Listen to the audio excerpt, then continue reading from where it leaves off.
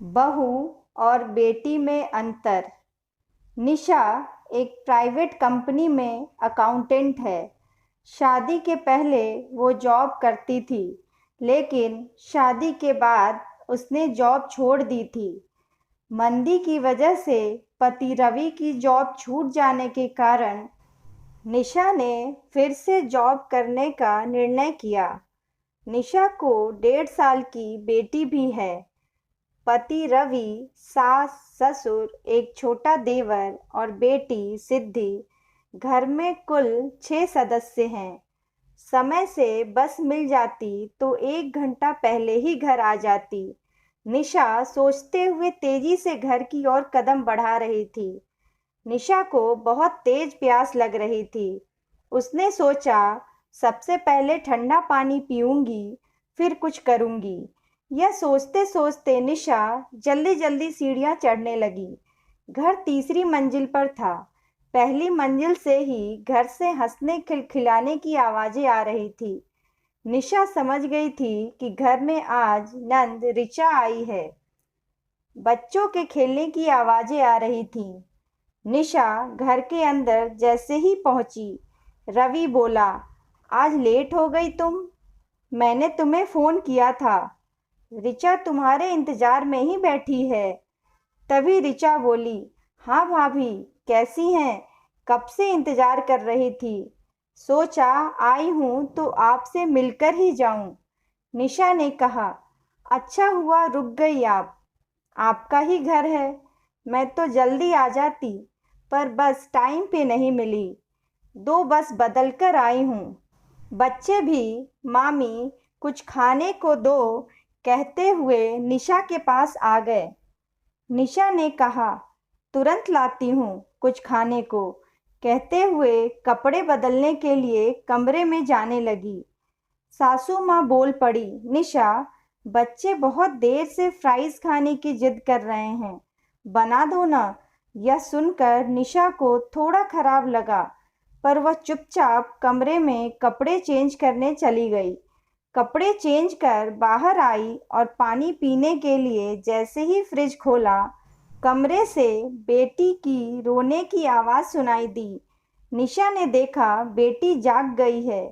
बेटी की नैपी गीले होने की वजह से उसकी नींद खुल गई थी। बेटी गीले में पड़ी थी। सास ससुर, पति और नंद बातों में इतने व्यस्त हैं कि बेटी गीले कपड़े में न जाने कब से पड़ी है। किसी को कोई होश ही नहीं है। जैसे ही सिद्धि ने निशा को देखा, मम्मा मम्मा कहकर रोने लगी। निशा ने तुरंत उसे दूसरे कपड़े पहनाए। उसके बाद जब रसोई में गई तो वहां का दृश्य देखकर चौंक पड़ी। रसोई में जूठे बर्तनों का अंबार लगा था। जूठा खाना बर्तनों में सूख रहा था। पूरा किचन अस्त व्यस्त था। यह देखकर निशा ने सासू माँ से पूछा, माँ जी, आज इतने बर्तन कैसे? सासू माँ ने कहा, अरे आज काम वाली नहीं आई। घंटों तो उसे फोन मिलाकर ही परेशान हो गए। फोन ही नहीं उठाती। बड़ी मुश्किल से फोन उठाया तो कहती है आज नहीं आ पाऊंगी। सासू माँ बोल ही रही थी कि ऋचा बोल पड़ी, इसलिए तो मैं काम वाली ही नहीं रखती। बड़े नखरे होते हैं इनके। थोड़ा कुछ कहो तो काम छोड़ने की धमकी देती हैं।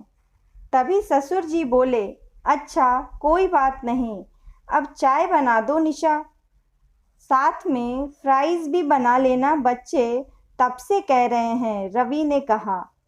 सास बोली, निशा, रात के खाने में छोले और भटूरे बना लेना। ऋचा और बच्चे खाकर जाएंगे। दामाद जी को भी पैक कर देंगे खाना। उन्हें छोले भटूरे बहुत पसंद है। ऋचा बोली, अरे मम्मी, क्यों तकलीफ करती हो? घर जाकर बना लूंगी। बेकार की मेहनत बढ़ेगी। अरे काहे की तकलीफ? जहाँ 4 लोगों का खाना बनता है, वहाँ 2 का और सही। तू रोज तो अपने घर पर काम करती ही है। सासू माँ ने बेटी से कहा। अच्छा, जा कड़क चाय और मेरे लिए कॉफ़ी भी बना लेना निशा, रवि ने बोला। अब निशा का सब्र जवाब दे चुका था। निशा बोली, माँ जी, मैं भी नौकरी करके आई हूँ। दिन भर काम करती हूँ, थक जाती हूँ। कैसे आती जाती हूँ यह मैं जानती हूँ। घर आती हूँ तो कोई पानी के लिए भी नहीं पूछता। चाय तो दूर, यही अगर ऋचा नौकरी करती तो पानी क्या, माँ जी व्यंजन बना के रखती। खैर छोड़िए, जब रवि नौकरी करते थे तब आप ही लोग कितना चौकन्ना रहते थे कि रवि को यह पसंद है बनाकर रखो, कमरे का एसी चलाकर रखो, रवि के आते ही ठंडे पानी का ग्लास रख दो।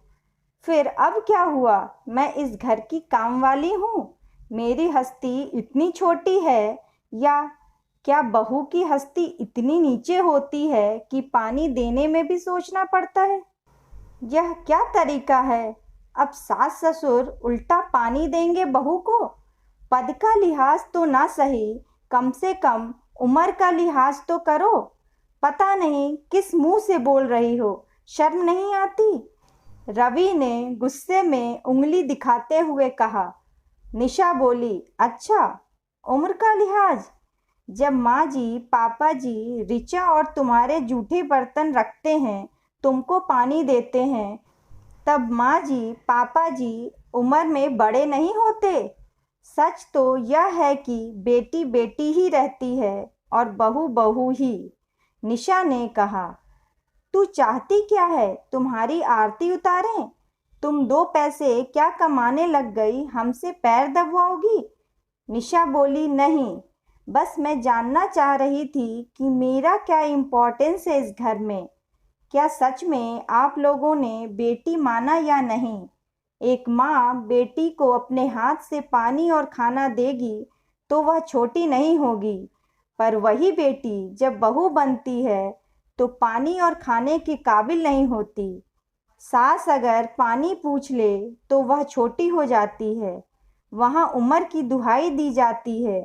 बस अब एहसास हो गया माँ जी कि अब मैं बहू हूँ, बेटी नहीं।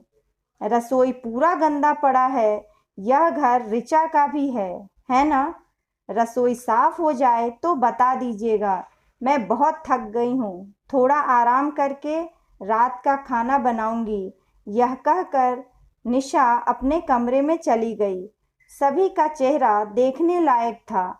निशा ने अपने मन को मजबूत किया कि वह इस घर की बहू है और बहू ही रहेगी। वह कितना भी कर ले, बेटी की जगह उसे नहीं मिल सकती, इसलिए वह केवल बहू का ही फर्ज निभाएगी, बेटी बनने की कोशिश भी नहीं करेगी। कहानी पसंद आई हो तो please like, share and subscribe. Thank you.